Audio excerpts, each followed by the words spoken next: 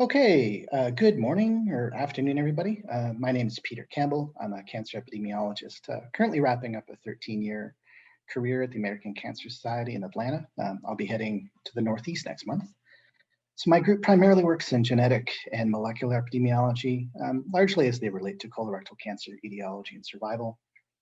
And today it's really my pleasure to talk to you about a large consortia study that I'm leading with colleagues at IARC, aimed primarily at understanding some of the underlying causes of these troubling trends in early onset colorectal cancer that we've been seeing for about a decade. So just a quick outline to start. So I'm going to speak about C2P2 pretty much exclusively, and we don't have harmonized data yet for this consortia, so I have no real results to show just yet. But instead, I'm going to talk more about its goals, its rationale, and really about where we're heading in building this resource, hopefully as we receive extramural funding to support it in the near future. And we wrote this mission statement very early on in the process of beginning to think about the C2P2 resource.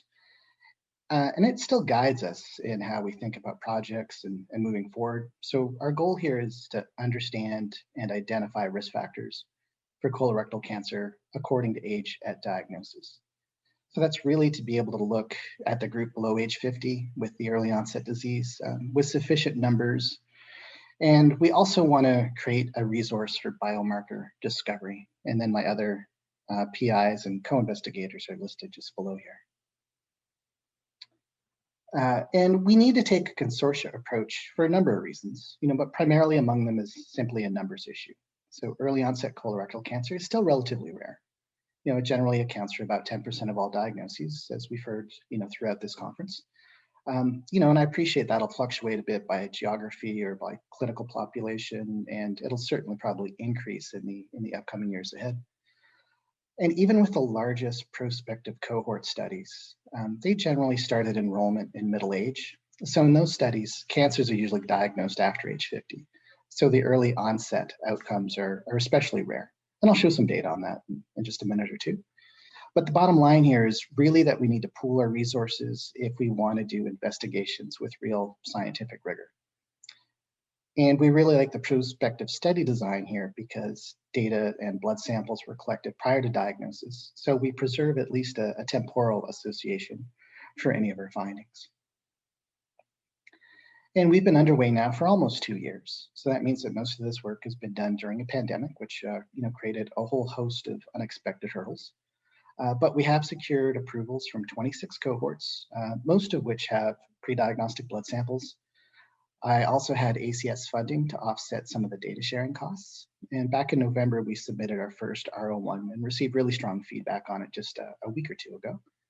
And I'll talk a little bit more about what we chose to focus on in that grant as well. And I hope you're looking on this with a bigger monitor than my 13-inch laptop, but this table summarizes the cohorts included in C2P2 so far. So we see Cancer Prevention Study 3, just at about the halfway mark. Here, you also see the Nurses' Health Studies just below halfway, which you might be more familiar with. So in total, as I said, we have 26 prospective cohort studies involved. This entails 3.3 million people. And among them, we have identified just over 2,600 early onset colorectal cancer cases, over 15,000 middle onset cases, and over 25,000 older onset cases. And if we look down this column here in the middle, we see that no study contributes generally more than 100 or 200 total colorectal cancer cases, with just a handful of exceptions. And the reason we need to pool these resources is shown here. So these are results from CPS3 for the usual risk factors for colorectal cancer stratified by attained age. So CPS3 is an enormous cohort study of about 300,000 men and women in the US. It's sponsored by the American Cancer Society. It ended enrollment in 2013. And here we're looking at cancer outcomes for colorectal cancer up to 2018. And this is really intended to be a cautionary note. So this isn't an example of what we think should be done or published. So please don't share the slide anywhere with anyone ever. So we're looking at what I suspect is a lot of bias here for some of these results in the under age 50 category. So that includes this result here for NSAID use being associated with an almost doubling in risk of early onset colorectal cancer. We suspect that this is likely confounded by indication or perhaps by reverse causation, meaning people with GI pain or distress may be taking pain relievers. So this is not a true association, we don't think. And similarly for higher alcohol intake, we see an inverse association. And again, we don't think this is a true association, but it's, might be confounded by, people with GI distress avoiding alcohol intake. So that rate is being driven up sort of artificially. And in CPS3, we're updating these outcome data this year. So we suspect that these associations will be on, much more solid ground. But just as importantly, this is why we need to work together towards pooling our resources to really get a better handle on the etiology of early onset disease. And you've no doubt seen a dozen or more graphs like this over the course of this conference, so I'm not going to belabor these data. But here we're looking at incidence rates in blue, mortality rates in red for colorectal cancer from 1975 to 2015 in the US. So these graphs are stratified by age group. We see early onset disease at the top, middle onset in the middle, and then older onset at the bottom. And if we look at early onset disease, again at the top, which is clearly our focus, and as Becky Siegel and colleagues have shown, these rising trends aren't explained by a screening effect on identifying earlier stage disease in younger people.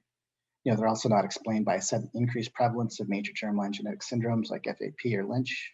Rather, many of us think that they suggest a potential birth cohort effect for people born in the 1960s, 1970s. And what is behind that birth cohort is something that we do not know. But when we think about what might be behind that birth cohort effect, it's probably important to remember at least a few things that we learned, in studies from primarily older onset colorectal cancer. So first, we know that colorectal cancer has many lifestyle and behavioral factors. They're listed here on the right. So we see red meat, obesity, sedentary lifestyle, and so on. So colorectal cancer is very highly multifactorial. We also know that there's a strong inherited genetic component to the disease. So we see the obligatory Manhattan plot here on the top left. So we've identified somewhere over 150 germline variants associated with colorectal cancer risk, at a genome-wide significance level.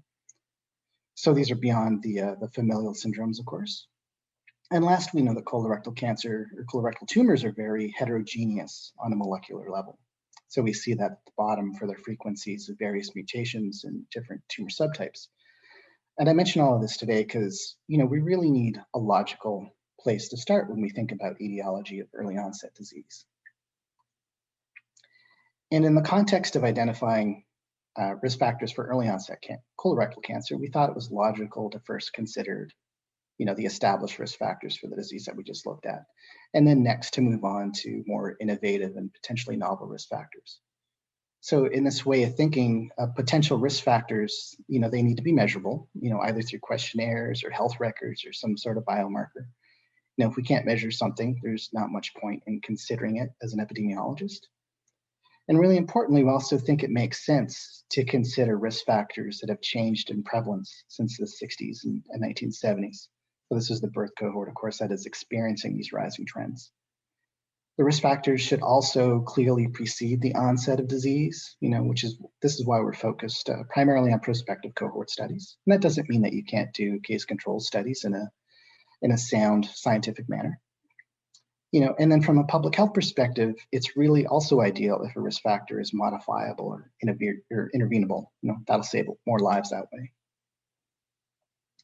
And with those criteria in mind and considering the other points I just mentioned, we developed the hypothesis that these rising trends in early onset colorectal cancer may relate to secular changes that began in the 1960s, 1970s, to things like obesity, physical inactivity, sedentary time, antibiotic use, red and processed meat consumption, alcohol use, lack of aspirin use, and westernized diet patterns.